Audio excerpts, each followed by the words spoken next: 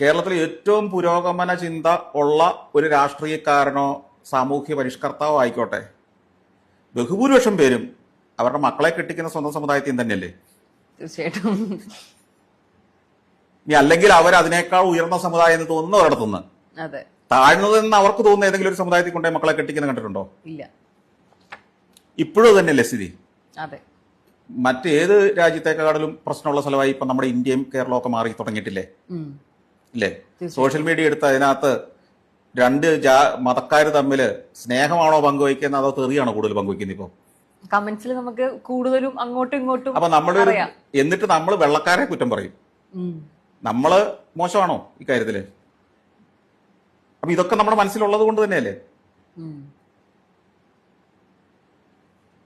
വീട്ടിലേക്ക് കയറി വരുന്ന ഒരാളെ അയാളെ എങ്ങനെ ട്രീറ്റ് ചെയ്യണമെന്ന് അയാളുടെ നിറം പോലും ആളുകളുടെ മനസ്സിൽ പെട്ടെന്നൊരു ചിന്ത ഉണ്ടാക്കുന്നില്ലേ?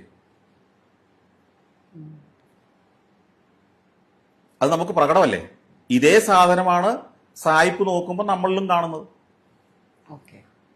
ഇത് ലോകം മുഴുവനുണ്ട്. ഇത് എത്ര വർഷം കഴിഞ്ഞിട്ടും അത് മാറുന്നില്ല എന്നുള്ളത് നമ്മളെ അത്ഭുതപ്പെടുത്തും.